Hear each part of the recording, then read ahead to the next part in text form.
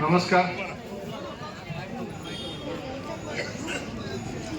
छत्रपती शिवाजी महाराज की.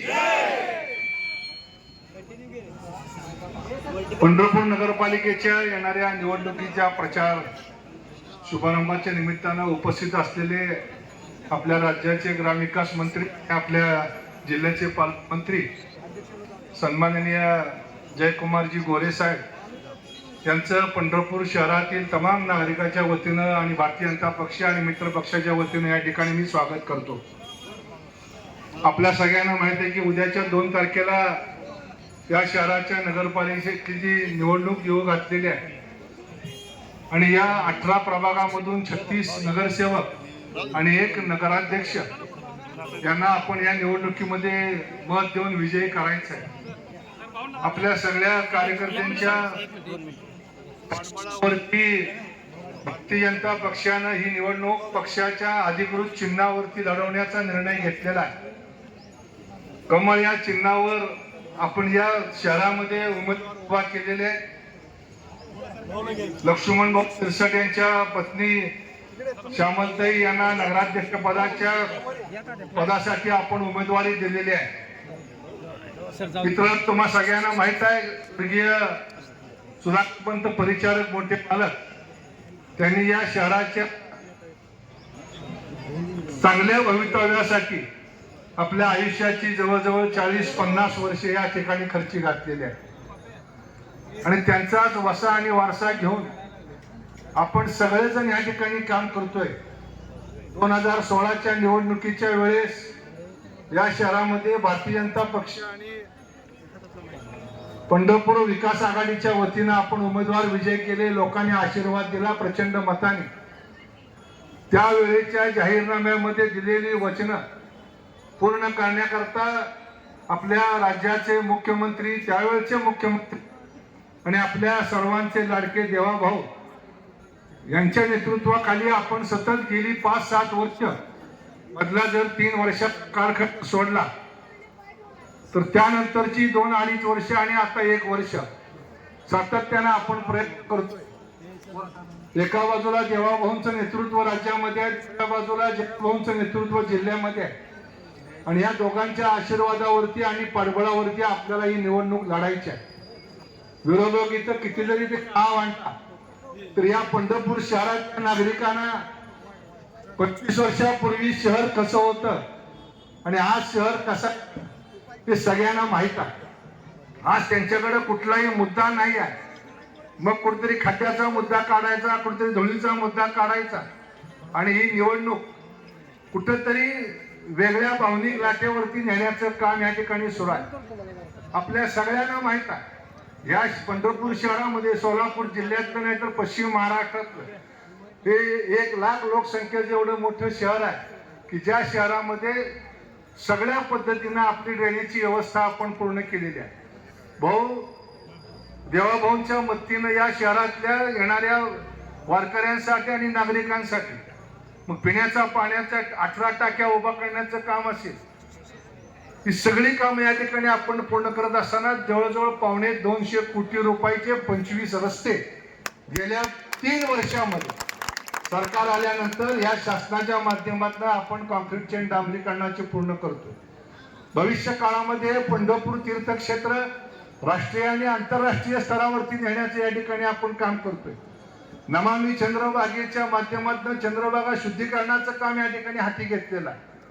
पंढरपूर शहरामध्ये जवळजवळ रोज 40 टन प्रतिदिन कचरा आपण या ठिकाणी गोळा होतोय. त्याचं विघटीकरण करून, त्याचं कंपोस्ट करून त्याची विल्हेवाट लावण्याचं मोठं काम या शहरामध्ये पूर्ण झालेलं आहे.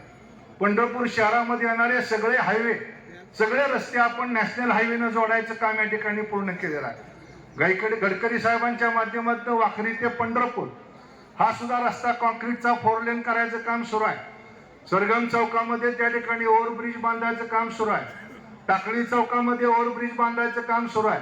अहिल्या चौकामध्ये ओव्हरब्रिज बांधण्याचा प्रस्तावित आहे जेणेकरून पंढरपूर शहरातली जड वाहतूक कशी बंद करता येईल या ठिकाणी आपण बघतोय.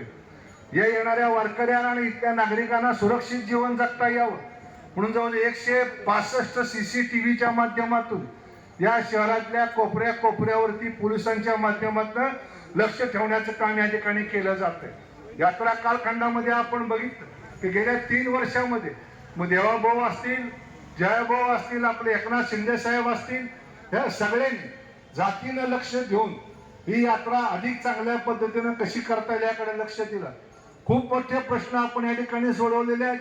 वेळोवेळी उद्यापासून ते सगळे प्रश्न आपण लोकांच्या बरोबर आपण त्यांना संबोधित करणार आहोत। माझ्या आपल्या सगळ्या कार्यकर्त्यांना एक विनंती आहे, कुठेही बॅकफूटवर न राहता आपणच काम केले गेली 25, 30, 40 वर्ष। आज जे तुमच्या पुढे आलेले लोक आहेत त्यांच्या गावातले रस्ते सुद्धा मी केलेले आहेत, त्यांच्या गावातले रस्ते सुद्धा मी केलेले आहेत। त्यामुळे आज तुमच्या पुढे कोणी लोक येत असतील त्यांना आपण कुणाला आरेरावी करायची नाही, कुणावरती आपण दबंगगिरी करायची नाही, पण आपण केलेल्या कामाच्या जोरावरती ह्या ठिकाणी मत मागायचंय। 21ची निवडणूक असेल, 25ची विधानसभेची निवडणूक असेल, दोन्ही वेळेस भावनिक राजकारण केलं तरी सुद्धा या शहराने 4 ते 5 हजार मताचं लीड समाधान दादाला या विधानसभेच्या निवडणुकीमध्ये आपण दिलेला आहे।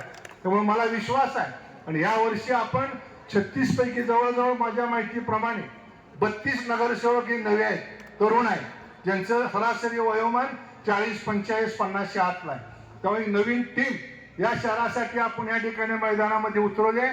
तुमच्या सगळ्यांचे आशीर्वाद त्यांच्या पाठीमागे असणं गरजेचं आहे आणि आजच्या या निवडणुकीचा शुभारंभ आपण आज नामदेव महाराजांच्या समाधीपाशी, चोखोबारायाच्या समाधीपाशी आणि आपला भगवान पांडुरंगाच्या या पायरीपाशी आज आदरणीय देवाभाऊंच्या हस्ते नारळ वाढवून आपण शुभारंभ केलाय। आजपासून आपल्या प्रत्येकाने आपल्या आपल्या वार्डामध्ये या ठिकाणी काम करायचं आहे। दोन्ही खालचं आणि वरचे दोन्ही चिन्ह आहेत, नगरसेवक पदाची कमळ आहे आणि अध्यक्षाचंही कमळ आहे। या तिन्ही चिन्हाकरता आपल्याला या ठिकाणी काम करून देवाभाऊंच्या स्वप्नातलं, या देशाचे प्रधानमंत्री आदरणीय नरेंद्रजी मोदी साहेबांच्या स्वप्नातलं एक चांगलं तीर्थक्षेत्र पुढच्या 5 वर्षामध्ये आपल्याला या महाराष्ट्रासमोर उभा करायचा आहे, देशासमोर उभा करायचा आहे। आणि त्यामुळे ही निवडणूक महत्वाची आहे। ही निवडणूक कुणाच्या मोठेपणाची नाही, मला काय मिळतं तुम्हाला काय मिळतं याची निवडणूक नाही, तर पुढच्या 5 वर्षामध्ये आपल्याला हे पंढरपूर कुठं न्यायचंय हे ठरवणारी ही निवडणूक आहे। आणि देशामध्ये भाजपचं सरकार आहे, राज्यामध्ये भाजप मित्र पक्षाचं सरकार आहे आणि या 2 सरकारांच्या माध्यमातून अधिकचा पैसा जयभाऊंच्या माध्यमातून या शहरामध्ये आपल्याला आणून या शहरातले सगळे ड्रेनेज, पाणी, रस्ते जे काय राहिलेले प्रकल्प असतील ते सगळे आपल्याला प्रकल्प या ठिकाणी पूर्ण करायचे आहेत। आणि त्याकरता आपल्या सगळ्यांना रुक्मिणी पांडुरंगानं शक्ती द्यावी अशीच या निमित्तानं प्रार्थना करतो। आपण सगळे आलात, तुमचंही स्वागत करतो, जयभाऊंचंही स्वागत करतो। आपल्या तालुक्याचे आमदार समाधान दादा, त्यांचा आज वाढदिवस आहे, त्यामुळे ते आज परगावला येऊ शकले नाहीत, पण संजय भाऊ आहेत, सगळ्याच आपल्याचं स्वागत करतो।